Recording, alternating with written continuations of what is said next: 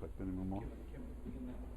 Okay, rather begin this topic because this is a more more chashimishpit. I'll come back. I just want to say again, Moise Medua. How do you say it in English? Moise Medua. I'm just declaration. Just saying what's halacha. No, I'm disclaimer. Oh, that's the right thing. I'm just saying strictly la halacha. Everyone has the manhogim, and I forgot your first name, Fishman. What's your first name? Daniel asked a good question, and I've been asking this question 20 years. Why don't we make a brachas before Pesach? Because every matzah, I explained this last week, every matzah has a mashi chometz. Not only I say that, the Alter Rebbe, when it talks about flour, it's impossible to cut a field of wheat, and not have chutim itzimochem, which means some of the wheat kernels bust, and that's chometz goma. Becomes bottle baroiv. But since you made it into a matzah, it becomes bottle. Make a brachas erev Pesach. My simple explanation for that is very simple. They didn't have fridge. They don't have a refrigerator. Simple. Ask your wives. If you don't put the matzah balls into the fridge, it spoils very quickly. They did everything fresh. You see from the Shulchan Aruch, they got up Yom Tov in the morning. We are blessed of blessings of all our wives. On Pesach. Before Pesach becomes bottle. Listen carefully. Before Pesach becomes bottle, and if it in lach balach, let's say that's why I explained last week. The refrigerator is not a good answer because you could have made the matzo balls an hour before the Seder, whatever, but it's not gonna. And you don't need a freezer. They go right in. I'm just saying. Why don't you make cake for matzah? Matzah cake, The people eat gebrachs. There's no real good answer. Many of these things is because no one has a white beard and takes a stand. We don't have that. That's really because many of the things is different today. But I want to make my declaration. I'm just going to speak strictly halacha. You do what the minig is, and you have to ask your local rabbi about the manhogim. Okay, let's learn. I'll come back to kashering. I'll wait till the end. More people will be here. I want to explain this mechiras chometz.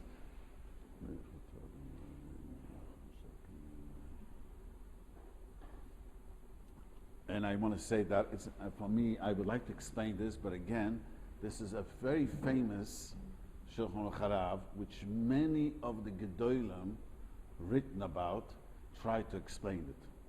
He has a chiddush on the mechiras chometz, something I knew, which he disagreed with the Gedolim of his generation. And I must say, I don't know the Lubavitch people, but there's a writer called Shalom Dov Levin. Yeah, he's famous. Level 11. Yeah, so he wrote a kinteris, right? And he wrote a kinteris, and it's just incredible, good feeling when a guy is very intellectually honest. He's not afraid to say. This is very often chassidim, all chassidim. I study all chassidus. I watch how everyone, have a hard time to be intellectually honest. So he puts it down very clearly that the chiddush, what the Tanya said, his own brother had a hard time explaining, and the Tzemach Tzedek had a hard time explaining. I'll explain you how they explained it, and I'll explain you why the world did not pay attention to it. Because normally in the Chumras, we try to have every Chumrah in Pesach. It always bothered me when I was young, why didn't the world take this Chumrah? He adds a notch, is that the right word in English, and another key. Another way we'll soon see how to make the kinyan.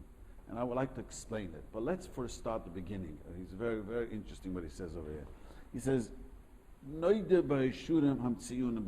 people who, it's a very poetic speaking, it's a Lashon HaGemara, it's known that the people who are on the gates of halacha,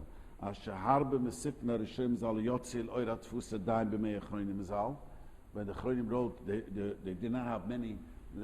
What happened was, the time of the Taz and the Magen Avraham, many of the Rishonim were not printed, and then right afterwards was printed many Svarim, which within was a gap between the Rishonim. The Moshe Hilchas Nida Ramban, the Alter Rebbe writes in Hilchas Nida he has a big chiddush, and he says that the reason the Shach wrote what he wrote because he didn't have the Hilchas Nidar and Ramban. And now we have it, we have to follow the opinion of the Ramban.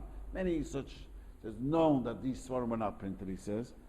Ad Kurav Ata Doriseni Eilet, Kenere Balil Mesef Shit Mikibetz Akam Mesechtes, the Kyoitzuoi.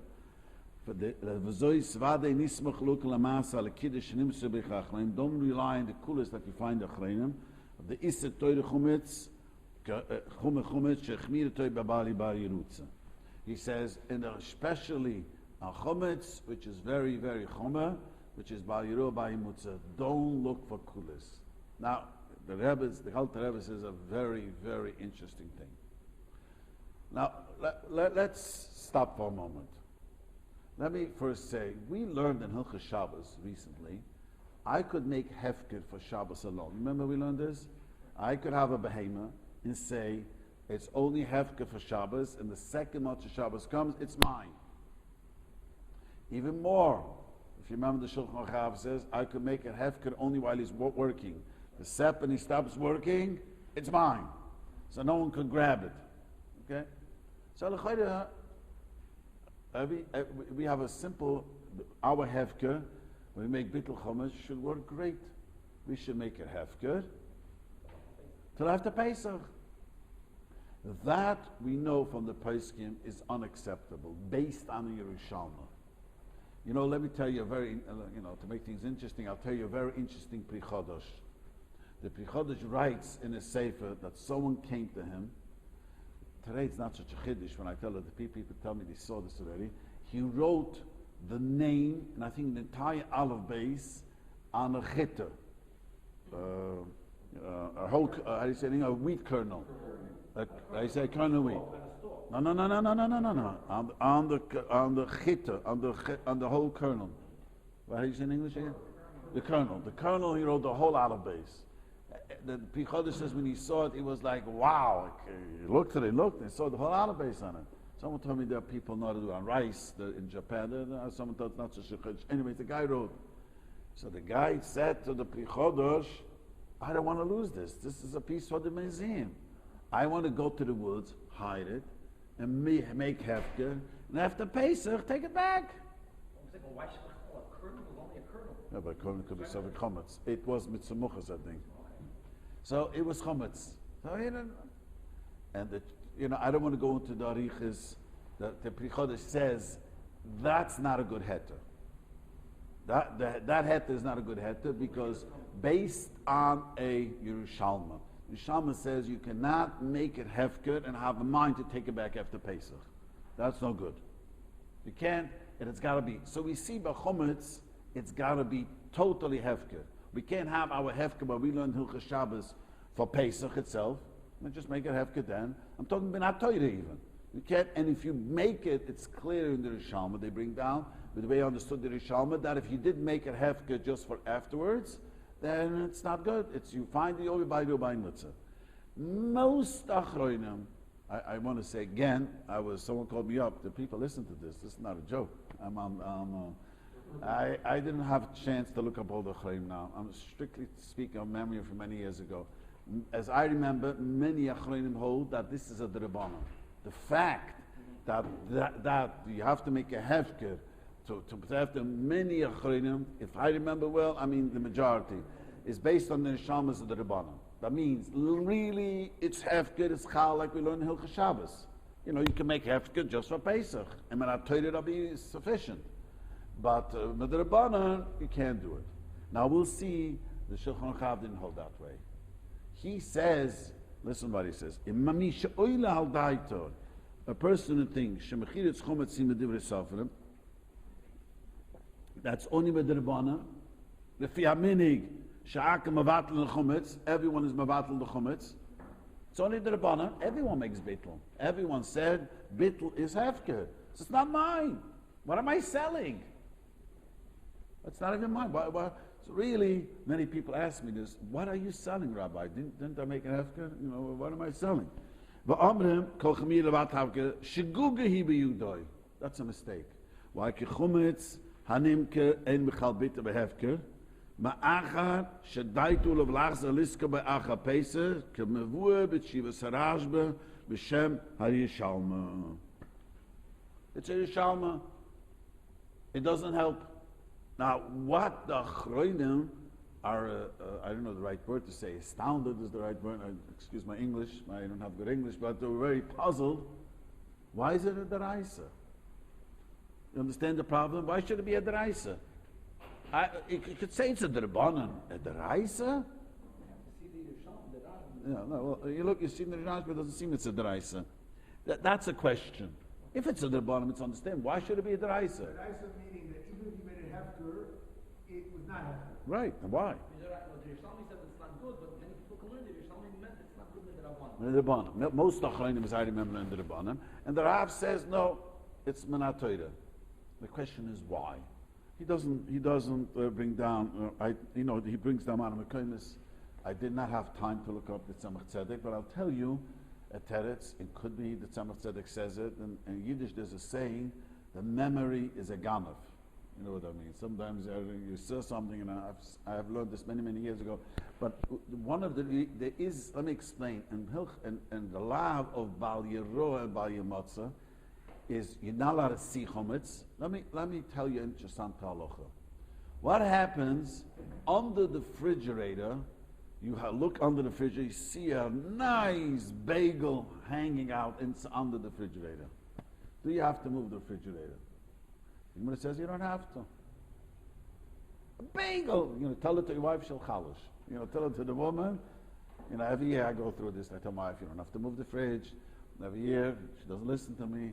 The fridge gets moved, and everything gets moved. But I'm saying, api halacha, it says you don't have to. It says if I have a pit, and chumetz standing in the bar, you don't have to bring it up. If I never use the bar, I didn't hide it. It fell in, and I'm not interested. Chazal, because the bittul is going to help for that. But if I hided the chumetz, I went and with tarashem yichid, as we say, went and I put away the chumetz, then avada. That's bal yatmin. Bal yamotza also means do not hide it. Don't be a chevreman and do this in purpose and hide the chumetz that way. That you can't do. So some learn, there's a Taz that learns this way, that if you, over here would be a deraisa, with the Rav understood, because this is a way of hiding the chumetz. So it has to be, Pesach has to be a chumetz, a hefker, a type of a hefker, total obvious that you shouldn't want it, because you hide it, let's say the Pichodesh story. The guy put it into the woods. And his famous says hefker. That story is an interesting story. The guy says hefker. And he is mafker, because if an animal finds it, it's gone. There's no guarantee no one's going to fight it. He's going to hide it in the wood, and he's talking mafker. But that means you're really not mafker. You are doing a trick to get it back. But look, it seems that the Rav held that's not sufficient in Pesach. It's got to be that you're really not going to retrieve it after Pesach. Want to say something? So, how is that different from signing a document that's still into your neighbor when you have to? It's not yours. It's totally belongs to someone. We'll explain it in a minute. We'll explain it very, very clearly. Very good question. It could belong to the squirrel. Yeah, but the selling, we'll get to it. How? You're asking a good question. See. I want to say, Agavding the Pri Chodesh, I also didn't look it up, and I saw it many years ago. Maybe the Pri Chodesh says it himself, I just don't remember, and I was so busy, I thought I was going to look it up. But the Pri Chodesh, there's another reason why it's not really chometz, why you should be able to keep the chita. There's an interesting Gemara. The Gemara says, a guy made a shear out of dough. It didn't have plastic, so I made it out of dough, but shear. So the Gemara says, if he smears on top of it paint or something, even underneath the paint, it's chometz, but many poskim hold that it's called a shear. You're not going to eat this. This is designated for a shear, and it's not chometz. This guy designated this chita never to eat. This is a art work. That's why if you have young children, they go to school, and during the year they bring home change with Cheerios, and they tell the mothers to make sure you throw it out, right? Don't have my children were young, right? They don't have the Cheerios, arts and crafts, and you have to be careful, you know. You do the macaroni. Oh, the macaroni. Ikar hadin, they usually paint it or shellac it. Ikar hadin, it's not chametz. You're never going to eat it. It's made for decoration. Yeah, but don't, you know, you're going to come tell your wife, she's going to throw you out of the house. No, but the obvious question is, what about all these the products? No. You have a whole list of which soaps and shampoos and Yeah, that's deodorants. ridiculous. That's ridiculous. I'll come back to that. I'm going to finish this, yeah.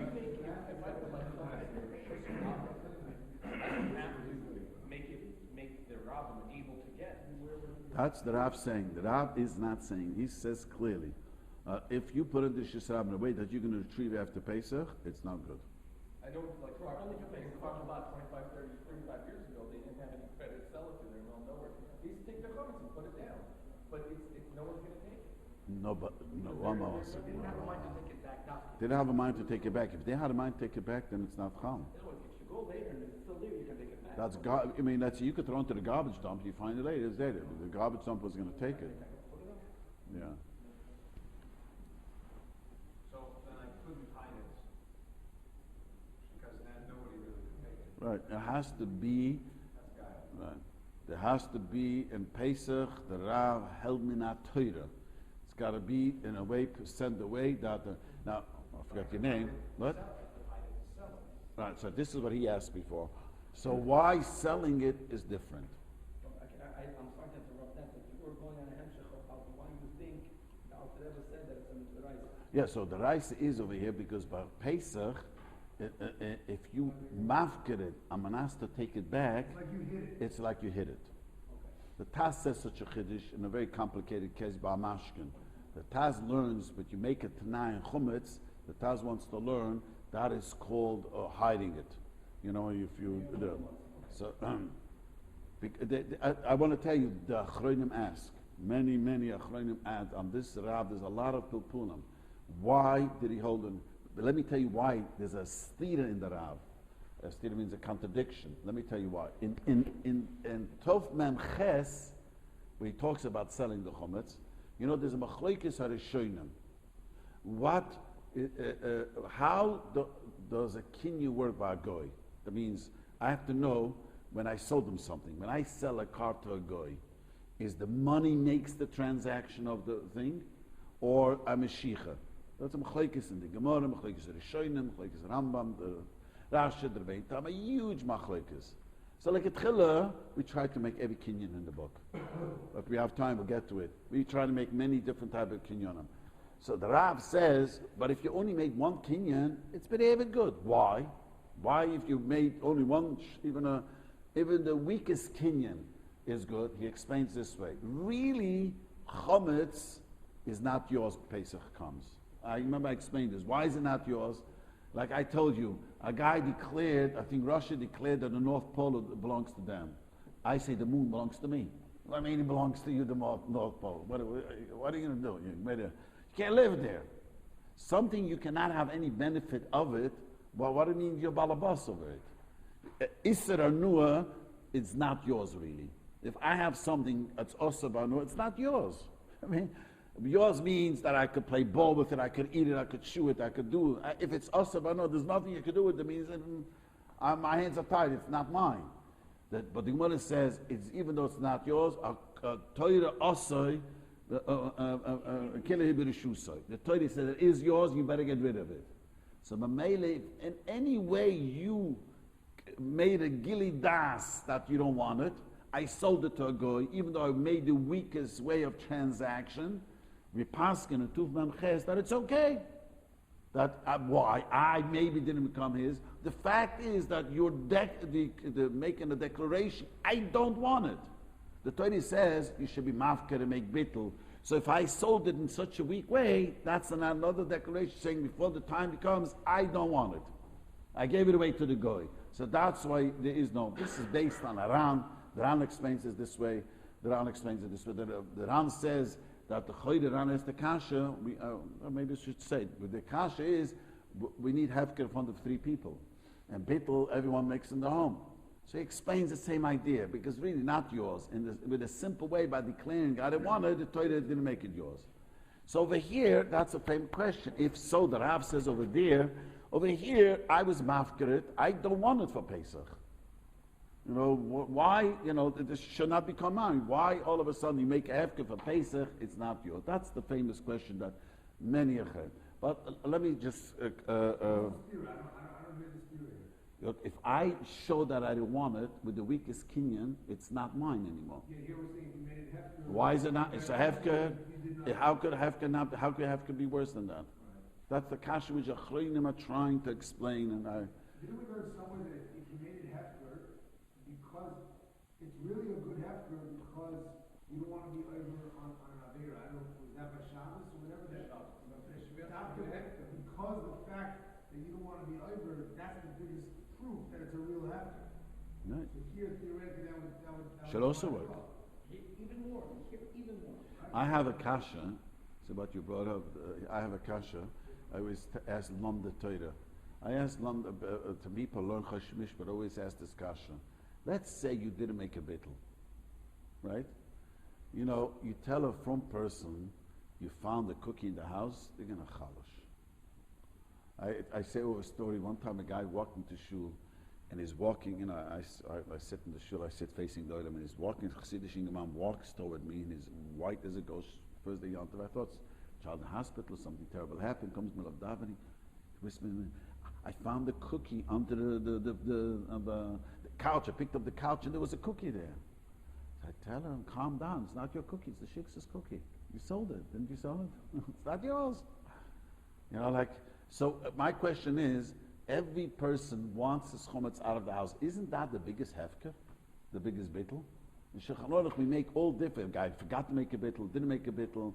We all make all nafkaminas. Tell her from guy, his wife is cleaning. Isn't that the biggest declaration that you don't want it? I don't have a good answer. This is a question I'm for years, for 25 years. The fact that every person works so hard and cleans the house, it's a rachmanis to watch my wife. She started cleaning, and no matter how many kulas I tried to explain to her, she's not interested. She's from within the Rabbi, and the house has to be spotless, and no. So be'etzem, if let's say a guy may forget to make bittul, the fact that he doesn't want it, that is the biggest bittul. This is the big. I don't have a good answer to answer that question. I want to come when it goes on. Yeah.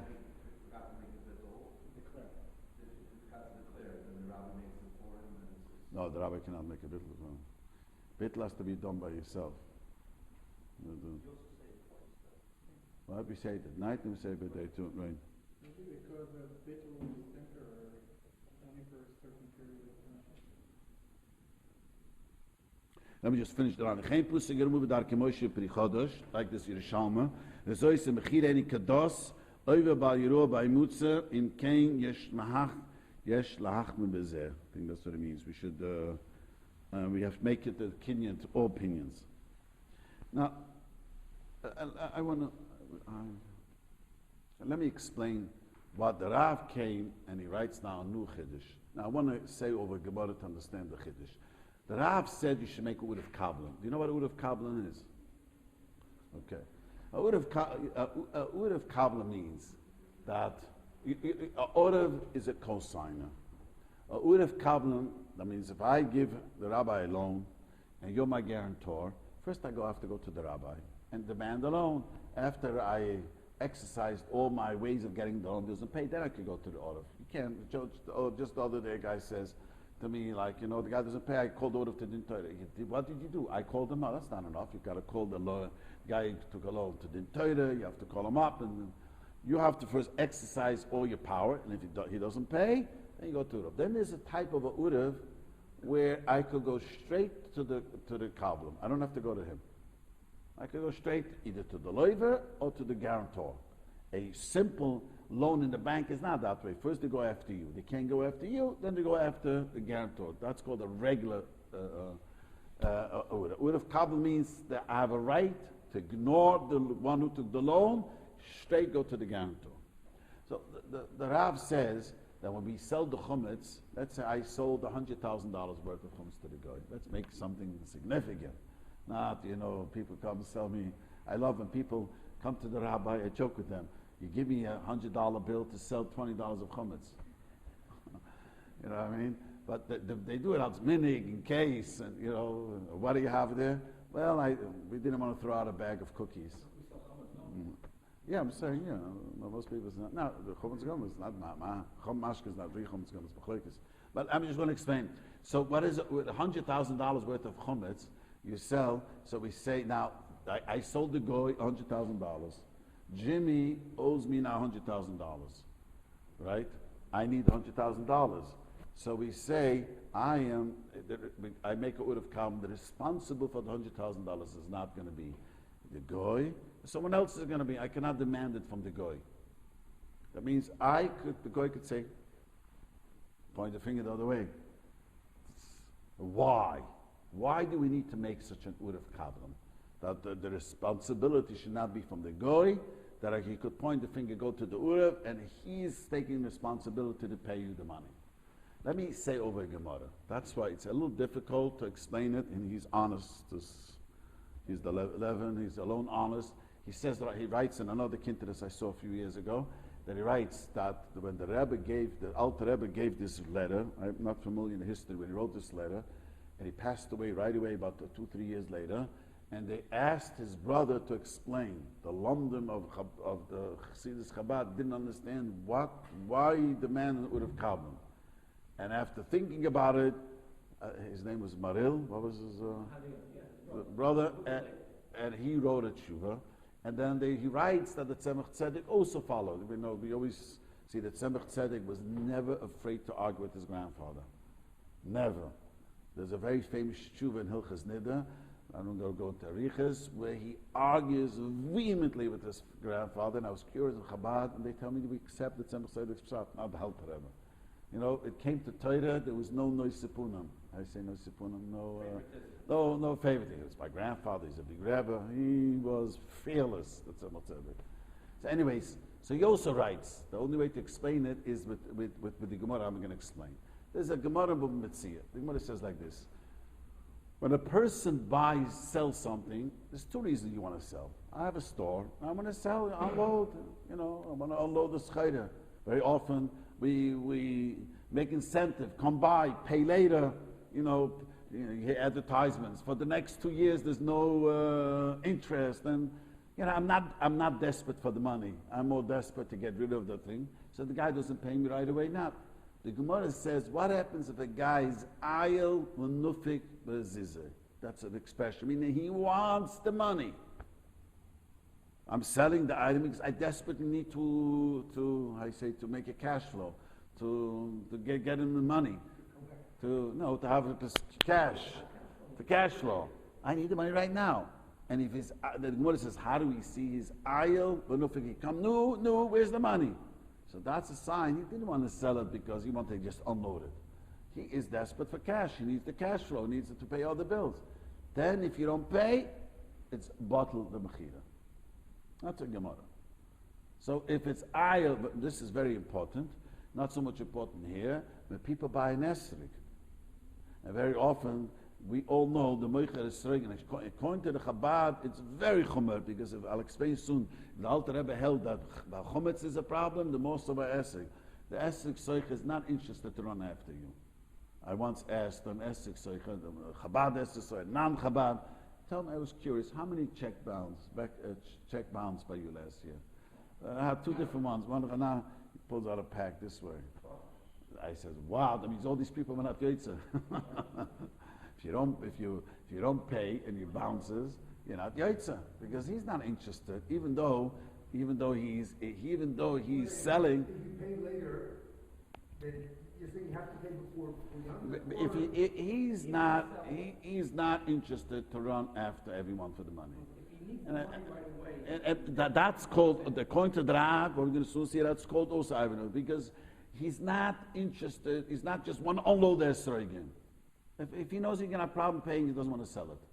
See, there's two ways of selling. A guy wants to, like I said, incentives, paid interest, 2 years free interest, whatever, I want to get rid of the schayda. Then there's another thing. If he knows that you are delinquent with payment, he's not going to sell it to you. Let's say he has a custom, and he knows they're bound. Why would he sell it to him? But he has 2 weeks to unload it, and then they're worthless. No. He wants to sell, even if you'll pay him 2 years No, later. no. He wants you to Depends buy it. how much what the schayla he has. Depends on the schayla. You're right. If it's erev sukkahs, you're right. You're right with that. It's not always. It's that way. So if Yeah. the check bounces 2 months after you deposit, Yeah. Well, if you didn't do it deliberately. does it go back? No. If you didn't do it deliberately, if you didn't do it deliberately, then it's not a problem. If he did it deliberately, yeah, it was a kingdom mashiach. So it's all about The the mindset. mindset of the merchant. Right. So the Rav is machadish over here, and the way the Maril explains it, and it's a tzedek, that he tries. I was going to look it up again. The Shiurim Dov Levin tries to make a hamtuka to explain it. He tries to explain this way. If I would know, see the goy. I'll tell you what happened to me. Make a more practical question. When I was young, I was very machmer. I thought you have to be machmer. I didn't know Hilchos Pesach. I was a newlywed. I had my first child was born. Had some schnapps left over. We're not Chabad Hasidim, so it was left over from the Kiddush. So I went and I gave it to the guy. I didn't want to have it in the house. I gave it to the guy. I come back after Pesach and ask him, Louis, where's my schnapp?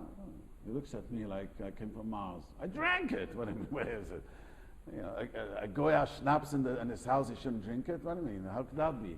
So I told him, owe me money. I first handling, gave me our time. And finally paid me.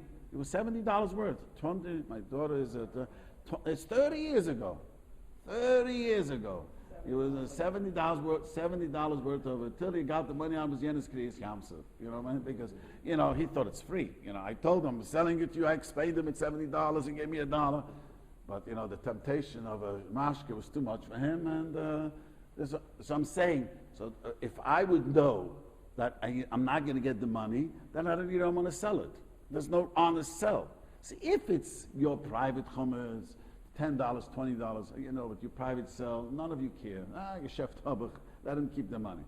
Today we are blessed with wealth that none of you care that, if you have $30, $100 of worth of $200 chummahs, I guess your Pesach is going to cost a lot more than this $200. We all admit, until you're finished, and we all know how much it's going to cost.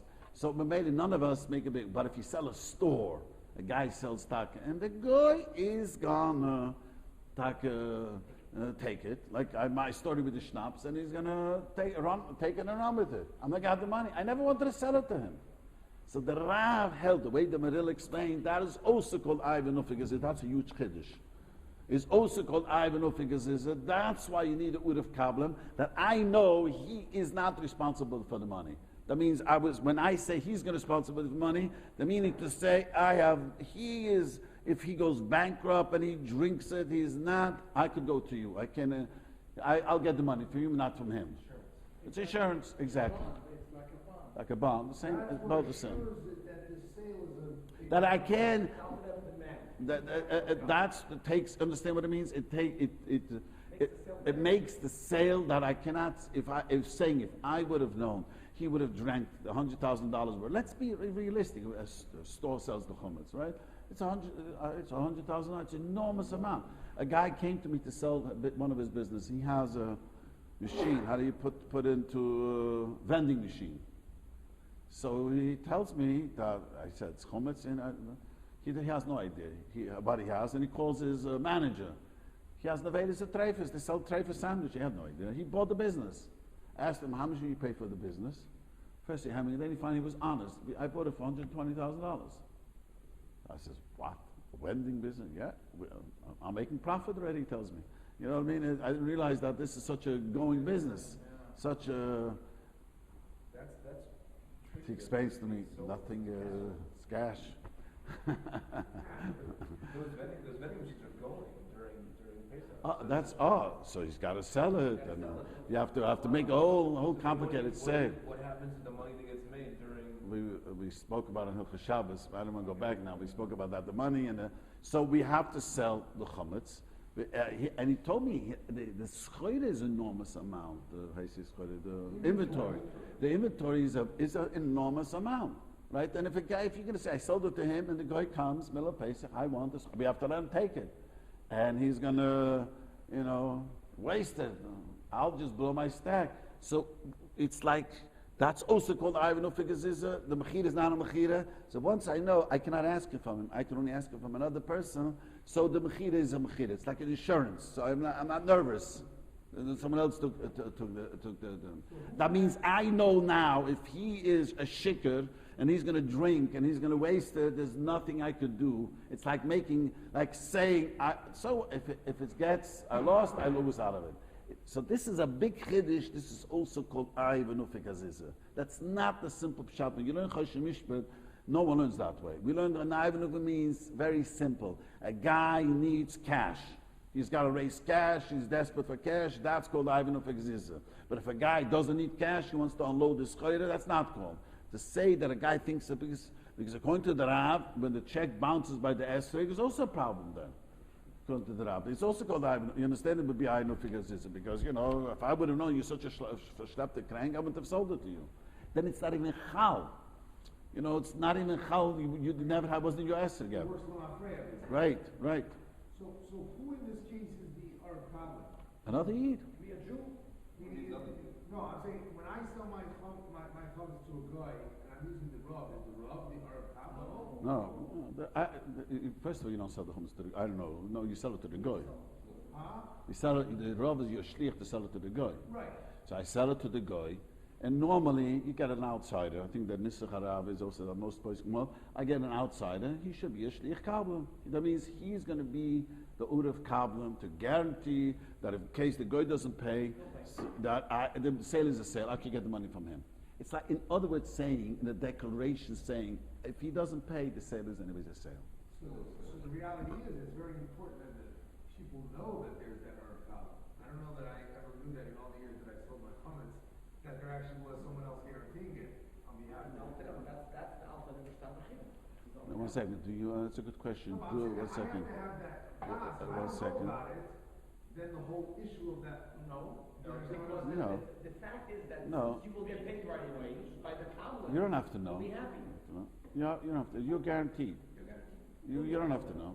Second of all, you're relying on the rabbi, whatever he's doing. You made him a shliach. So whatever he's shliach, you're relying on. Rabbi. I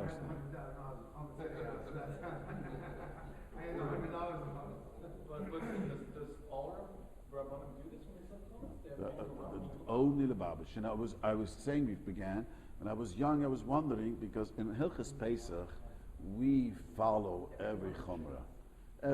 Almost like everyone's mishigas. And if someone comes up with a chimra, and if it makes sense, we should gebrachts. Gebrachts came out, the majority of Kal Yisrael don't need gebrachts. Come out, I would say. And the only reason why some do is the Vilnigun ate and some Seifer was makbatit gebracht. So, but otherwise it's, it's like every chumrah. Because it's a big chiddush. You understand that this is also called Ivanu Figaziza.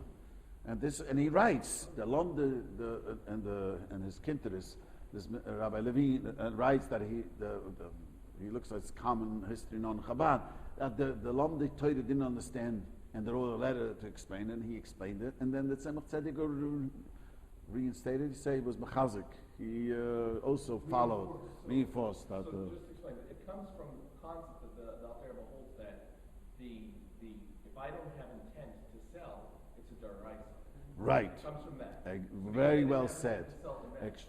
This is how the whole thing begins, because the Alter Rebbe says that the hefker is not really a good hefker, since you plan to get the daraisa, because you really want it back. So he held that minat daraisa. So that's why we have to have every chumrah. That is also a huge chiddush, which the two huge chidushim. That is explainable a little bit the way I explained it. Some Achronim explained. So because of that chumrah, understand that great chumrah. So Mameli says you have to make a mechira every way.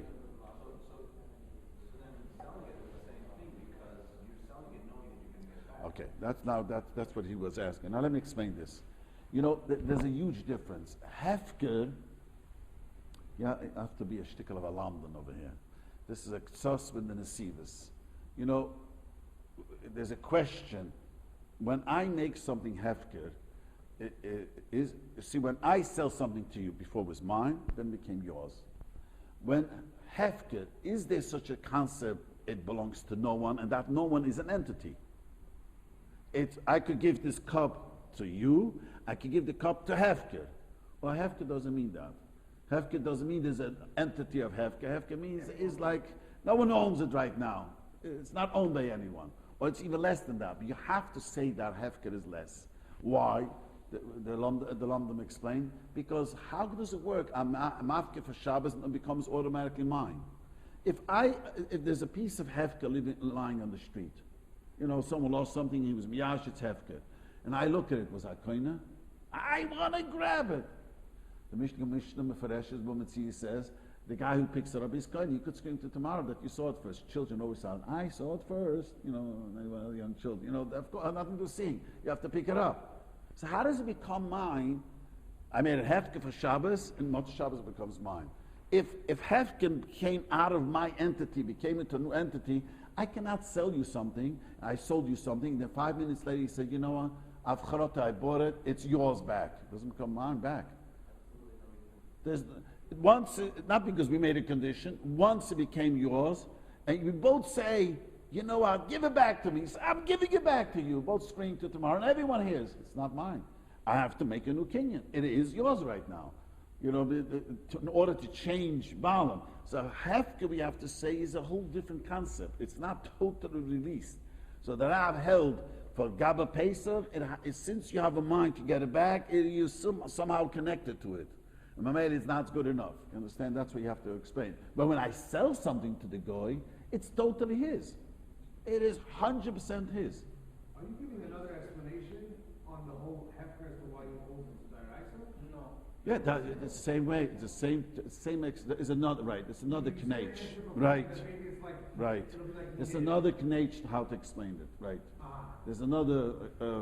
How do you say? Another glimpse how to explain it. But hefker is not always. Hefker is like you're hiding it. It's not totally. If you have a mind to get it back, then there's some holding on to it. You have to say. Otherwise, how it becomes mine back? Because they were totally not yours. Yeah, somehow. That doesn't Exactly. make sense, 'cause then ultimately, it doesn't matter if I have a guarantor. No, let me answer Daniel's question. The reason we need to say what I explained before, because Hilchah Shabbos, it does work. It's not my animal. I'm mafki for Shabbos, it's not my animal for Shabbos. So you have to say Chumetz has to be better than that. Why? Because Chumetz, otherwise it's like you're hiding it. You need both explanation. One without the other is not good enough. You understand? Because Shabbos, when I was mafka something, if it's not hefker, then it's my animal. And I said Shabbos, the animal is hefker, so the goy does not work with my animal. And after the second he stops working, becomes mine. So we have to say it's both. It's chometz, such a hefker is not good enough because it's not. Chometz bePesach has to be a much stronger way to make it non-yours. The hefker? No, but the mechina. Well, really, you don't. We do make a kinyan. A Rav once asked me that. I think his wife gave birth. He was in the hospital until he got the goy back, and the next morning, and people were eating chametz. So I said, "Are we eating goy's chametz?" We do it. I said, what we do this to show that's a real sale. Otherwise, let me explain. Many people ask this question. Some people are not afraid to verbalize it. Some people keep it in the. They ask, this is a fictitious thing. Always, like I said, I explained before we learned this, and I want to repeat this again. I always say Mechinas Chometz started only about 300 years ago. That everyone did it. It seems like started in the Nebuchadnezzar times, the way they bring it down. But every person the Rishonim bring down, the early Rishonim, I explained with every person had a cow in the house. And if a cow became pregnant, and if it gave birth, you were in major trouble. It was a b'char. The firstborn is a b'char. You're not allowed to work with it. You're not allowed to. There's a lot in the Torah. You are in major trouble. And it's a headache of a headache. A b'char, if it's born, So everyone sold. What did they sell to the goy? They sold them the ear. Now the goy is interested in the ear of the animal. It seems like from learning Gemaras, I don't think much is eaten from the ear. He wants your ear. You know what I mean? Maybe today the health people make some calcium out of the cartilage. I don't know what's worth. I don't know what's the ear's worth for. Why is it chal? The guy knows if I want the ear, he'll give me the ear. So the Rav says it, and all the Choynim say this in Tuf Memches. They used to sell the chumash and put a big lock on the room. You can't put a lock on the room. In the Mechira, he explains you must have the key available for the goy. The Rav demanded the Srs01 Mafteach. They bring down already the next generation, the goy. You should give the key to the goy. And they bring down that the Tzemach Tzedek didn't demand it anymore. He explained you don't have to give him the Srs01 Mafteach to give over the key. Meaning to say, but I write into the shtar, clearly, everyone, you go away, where is the key? You don't have a key, what's the number of the thing? You know what I mean? Or this year, 2 people already sold me, they were left there to saw. So I give the guy, find out they have a shiksa babysitting the house. I says, your whole kitchen is straight. If you worry about Pesach, how do you know that the shiksa is not old Pesach going to cook and the veil is a treifus? But but the guy says the shiksa will give you the key to the house. Call her up. I love when people trust my shiksa. I say, how do you trust it? It's my shiksa. The mind makes it trustworthy. Anyways, coming back, so you have to give the key you have to give over, that in order you should be able to, if the guy wants, Rabbi, I don't know if you heard Rabbi Moshe Heinemann in Baltimore, there's a famous rabbi with Ashgochas. So he tells the shiksa, choose one person and please go Miller Pesach and demand the chumetz. Yes, he tells the guy, I want you to go, middle of Pesach, every year, I want to go a few houses, I want my chumetz. To show that it's real. So the truth is, that's how the truth is, that makes it real, really makes it more. But the truth, the guy knows. The guy knows how come, it's mine. That's what the shit is. If there is, it's just a factual question. It doesn't matter that it looks facetious. Exactly. Usually people who are not lawyers have a hard time understanding. I find lawyers have an easier time understanding it. I find people never studied law and never studied Cheshmish but have a hard time swallowing it. It is I just today, okay, let me just say, one of the, I don't want to say local Ashgochas came to me. They want to give Ashgoch on a bakery, okay, and they're still middle of the dealing. I said, you have to go to the lawyer. It's a multi-million-dollar huge bakery, and they want to put Ashgoch on it, and they want Pesach. If Yid is taking over, they want Ashgoch to stay. We have to make it, find out the legalities, even though it's still many things that's pending. When you have the lawyer, but when did it become the person? When is it because they have din and machisadina, they have the law of the land. When people sell a sale, when is chal the sale? Of course, and he says, he spoke to the lawyer. You have to know. How you say chal the sale? When it takes effect, you have to know when the sale has an effect. Was it an hour later? I always tell people, I asked the rent a car. I once asked them, I want to ask you a question. When I'm driving out of your rental place, 2 wheels are out of the rental place and 2 wheels are in. He says, who is a chrais if I get into an accident? Mine or yours? And he looks at me like, it happens to be a Yid. And I tell him, I know you're not religious, why don't you join the Afyoim? It's a Gemara's question. Gemara says, by a bird, 2 feet this way, 2 feet that way. And then he says, the insurance pays anyways. I don't know what he wanted to say. But it does make a difference. I'm sure in the court of law, they have a whole question. How to judge such a thing? You are halfway in, halfway out. He's not a lawyer, doesn't know how to look at it this way. But we have to always distinguish. Dina the machisa. When does this become yours, when not? Even if the mechira is a mechira, which is what we're talking about, there's still an assumption that it could be bought back after the... No, she doesn't have to. No, of course not. She could say, let me tell you what happened in times of the Mugan of Rome in the Masas Ben Yuman. I think I mentioned the story and I'll mention it again. What happened was the Yidden in history, the Yidden were the ones who ran the Kretschmer. Kretschmer was the tavern, it's called in English, tavern. It's interesting, you know why? Because the Jews were the least alcoholics. I imagine Chabad too, the least. Anyway, so they were the only ones who could run the tavern. What happened to the people there?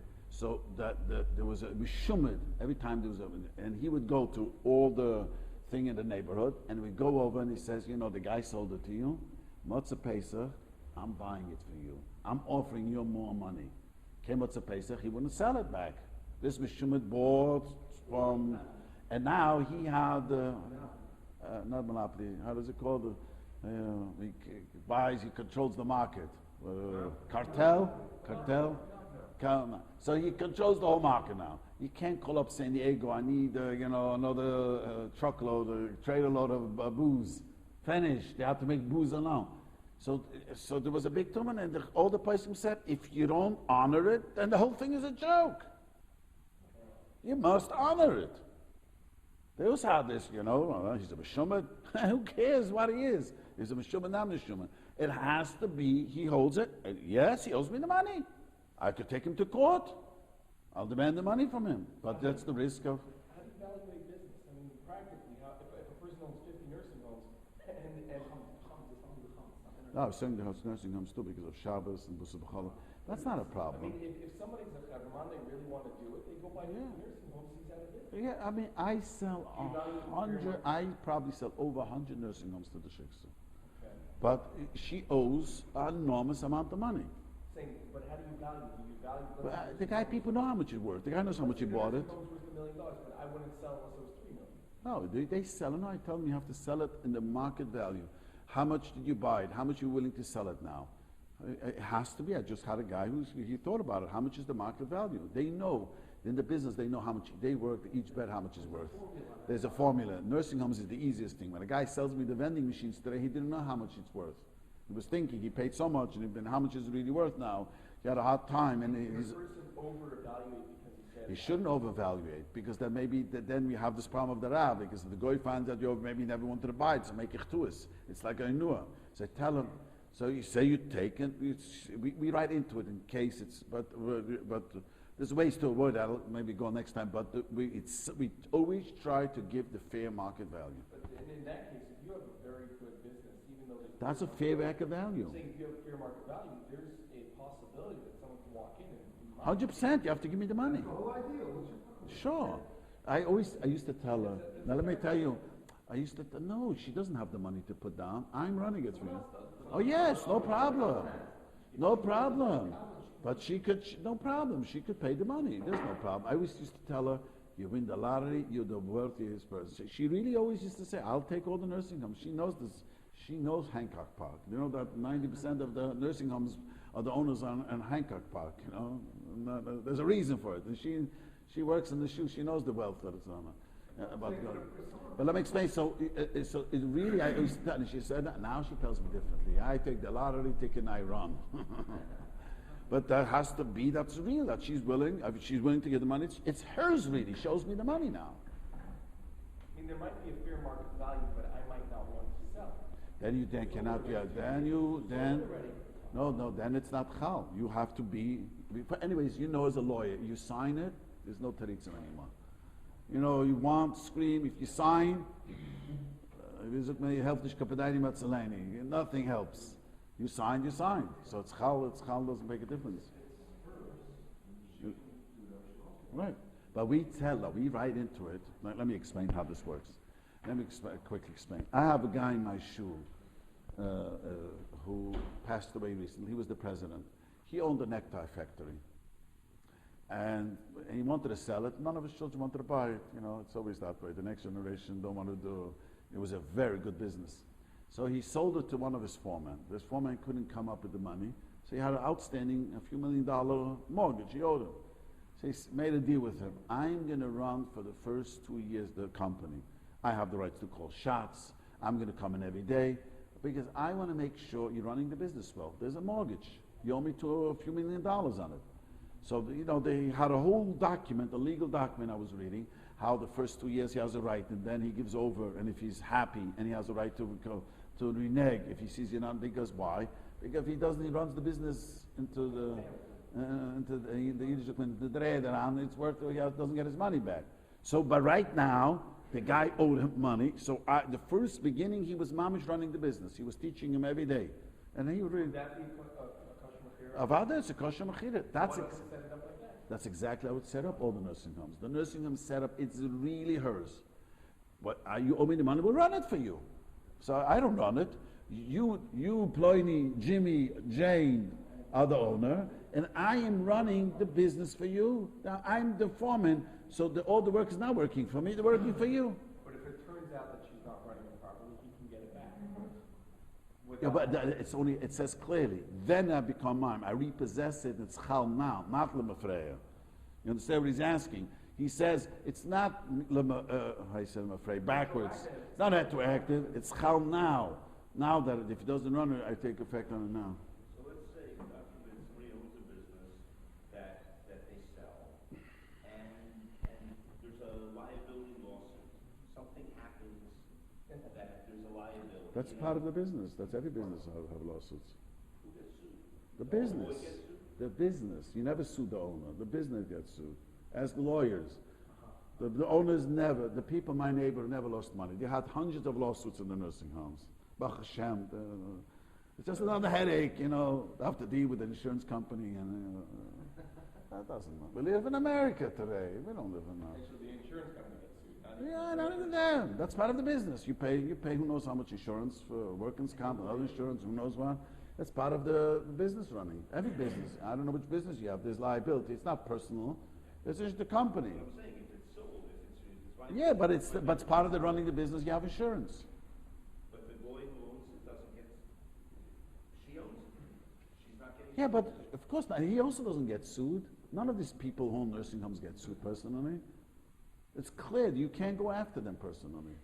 So it's a corporation. It's corporate. Yeah, it's LLC. It's a corporation. And it's alle gitte Sachen. She gives me a down payment. She gives me $20 down payment for each one. Down payment is a down payment. Go to another guy and sell everything finished. She could sell, no problem. And there's an uncommon, I mean, by us, it means that there's someone like that has the money to pay for it, if she chooses to keep it. Yeah, that's not a problem. You know, Does the Arab common have to have a present ability to pay?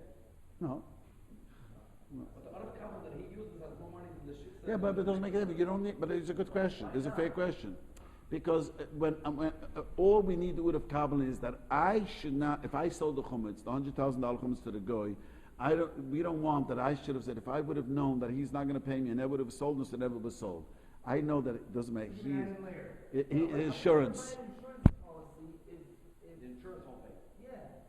He's responsible for it. He's responsible. I don't know what He might have. He's asking if the Arab common is a bigger shlomazel than the goy. But who himself. cares? So what?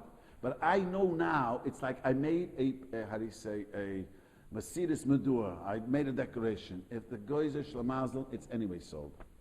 Because the Abba would have Kabbalah was going to get the money from me. And even the outer Kabbalah shlamazel would make a difference, but I cannot have time on him. It's like it's a declaration saying It's yours regardless. regardless. But you have to make a kinyan to show that declaration. That's how the Chonim explain it. That's why, coming back, this was never used by most the Welt, because it's a big chiddush. You know, You need it. that you need it, the whole order and the whole how to come. That's why. What big deal? I give it to. So who doesn't want to be an Ur of Kabbalah? Don't even know what it is. I try to explain to him. Whatever you want, Rabbi, I am. It's Chal. He doesn't have to know all the details.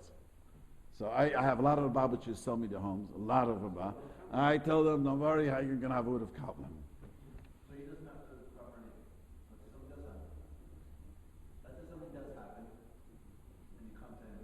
Yeah, he's got to pay. There's no excuse. He didn't know what you were saying. Speak to a lawyer. There's no excuse. The guy signs. He has no excuse.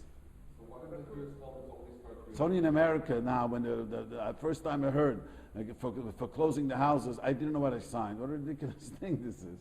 And the Din Chosh Mishpat, you signed something. A guy came to me a few years ago. He hired a contractor, and back and forth, and he finally signed it. And I says, I didn't, not a six. He says, didn't you read it? I didn't know you put this in. So I says, you signed it? There's no tenants in the world.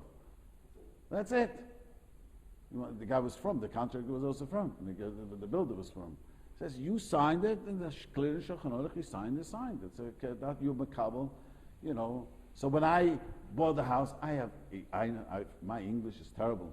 As I said, I learned how to speak English here. But when we buy a house, we mortgage a house, there's a pack of papers. I trusted the lawyer.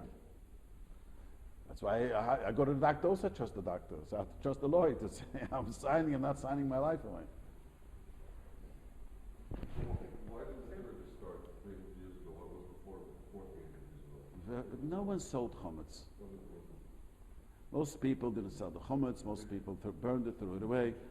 And then it began that people used to sell chametz. It was very hard. You know, so you have to remember, we live in another, we really don't need to sell chametz. Our selling chametz is just a rafcha de milsa.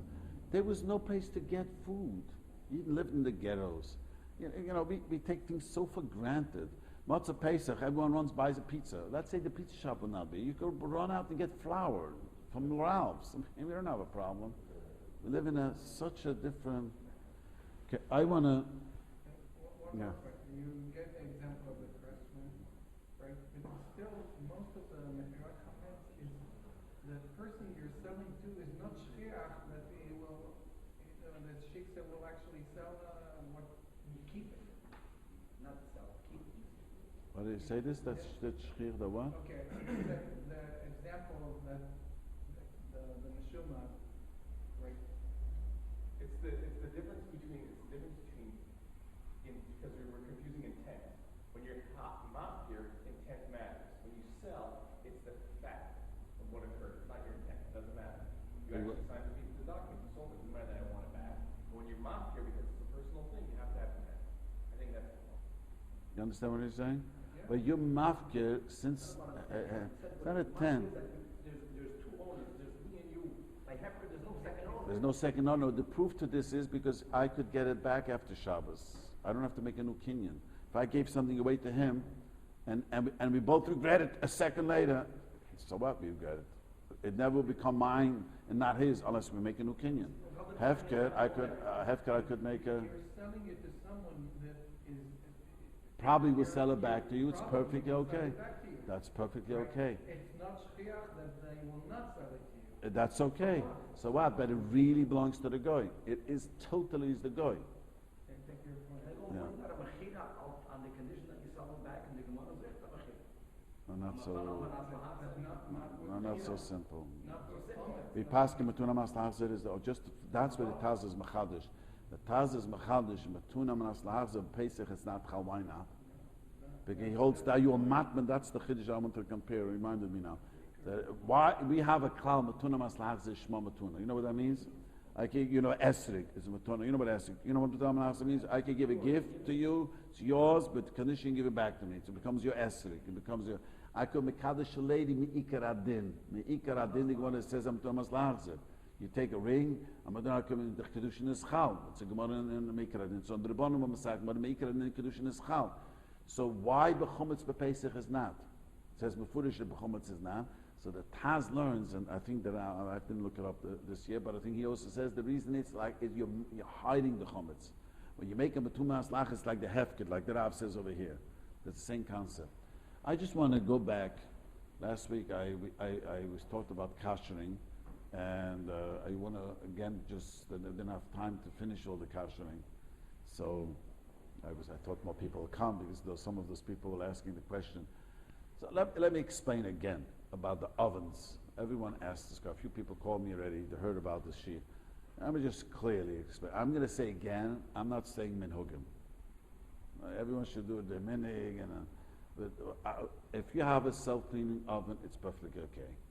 Now, the only question which everyone always asks in a self-cleaning oven, the first question they asked about the glass. Okay? So, the reason why the glass is not a problem, because the reason we have to kasha something because chometz was baleya. Now you put onto it, and maybe chometz is going to go into the pot, right? I have a spit.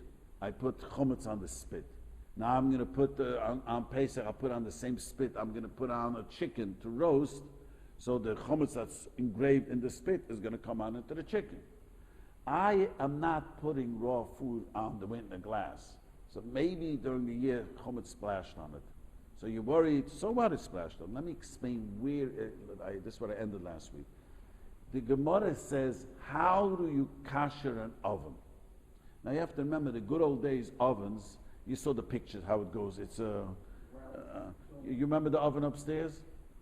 Were you young enough, the shul, the baking matzahs? So it's made from a semi-dome.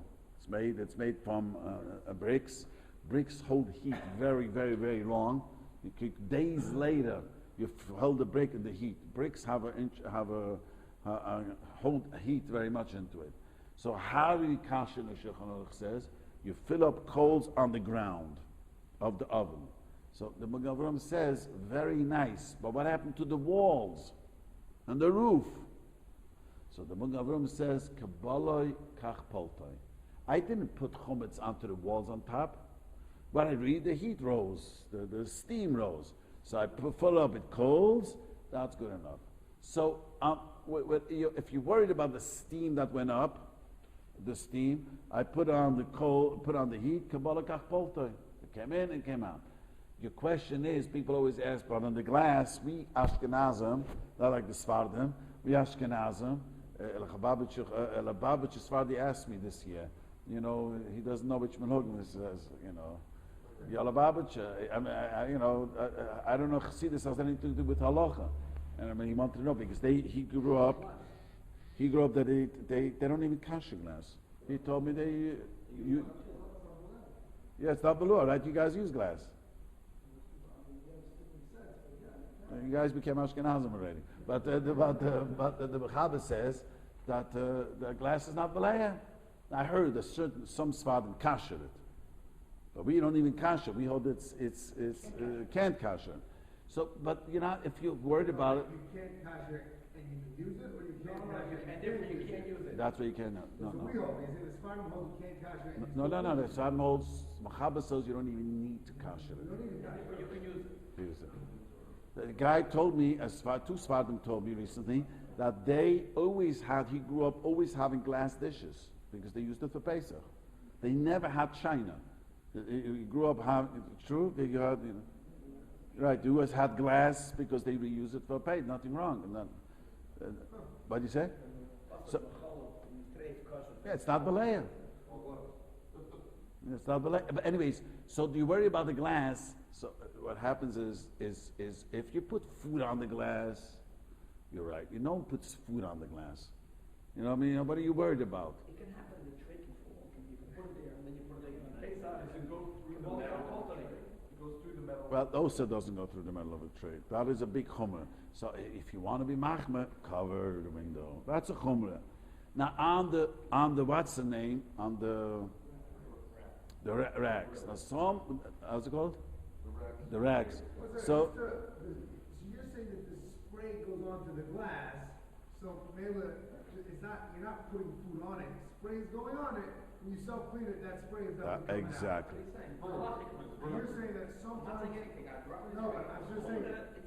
So whatever, but according to the Chomer, you're saying that possibly food can go. You put the tray. No, Pesach, maybe Pesach.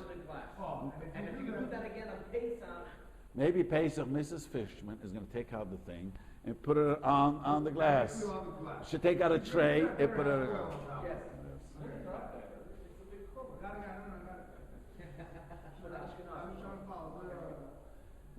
Now the grades. What is the problem with the grades?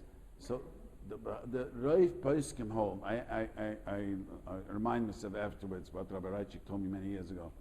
The Mechaber says a tripod has to have libun. Libun. Tripod is where you put they call it a tripod. Tripod is the grades. That's what's called a tripod. They put the pot on the tripod. So the Mechaber says you have to libun. Doesn't say in the Rab what type of a libun. The majority of Chachamim say a libun kal. Now, let me explain what this is in Hilchos Pesach. The libun chomur means you have to make it so hot that it glows. That means if I have a spid, then I put chometz on it, and now I want to use the same spid, I have to make a libun. The libun means that it should really glow, the metal. Our metals never glow. That's a famous question. which, and I asked many years ago a chemist explained to me why, and he says the way we do stainless steel, it's never going to glow. It starts glowing, starts melting. The Zman Shiurim 100 years ago, it started glowing right away. The way it's made, the stainless steel, it doesn't glow. You know, if it starts glowing, it starts bending. It's that's when people say they use a torch. I asked them, Chabad people, you tell me the torch. Does it start glowing? If it starts glowing, you're in trouble. Anyways, so the kitzer, the majority of persons say you need a living kal. Living kal means you let it hot enough till it gets extremely hot that you put a piece of thing and it's going to ignite. Rabbi Reichik told me that there's a letter, or I don't remember what he told me, from the Marshab who wrote a Kinteres on Pesach, and he says that the Rav, since he was Soisam, he meant to say living gummer. It doesn't say. So B'meile, he claims that's why the grades you have to have a living gummer. Now, living gummer is when you put it on self-cleaning oven, it's surely living gummer. If you don't put it in self-cleaning oven, then you want to be machmer. Else, if this chumrah, change the grades. Or use a... Even because I'm right, the only thing you change the grades if you don't have a self-cleaning oven. Right. Okay. Any other question? Countertops. Oh, okay. So if this one asked me, I forgot this guy asked me last week, and yeah. So tell him he's got to listen to the. So let me explain to you. Granite countertops. Now you could kasher it without question. The Gemara says, Evan, you could kasher. Even the Sfardim hold you have to kasher Evan. The Sfardim hold that glass is not balei, but Evan is balei. It's very important. There's sometimes Sfardim make this mistake. They think glass is not balei, so Evan, Evan is balei. So you could kasher it. So how should you kasher it? So we made it. I always ask woman. See, Baruch Hashem, I have an argument with my wife. My wife, I gave a shiur for the ladies. I told the ladies before I came here, I repeated my argument with my wife. I asked my wife, do you put the challahs on the counters? Never. Now I turned to my 19-year-old daughter. When you make challahs, of course I put the challahs straight on the counter. It's the new generation, the old generation. Yeah, you're not going to put challahs on the counter. You speak to young ladies, but if your wife makes challah, she takes the challah and shakes it off, leaves it on the counter. If you ever paid attention? I don't pay attention to cooking, but my daughter says, yes, that's what, when she makes the challahs, it turns it on into the counter. Now, for my older daughters always used to notice that. So, Mamele, if you put challahs on the counter,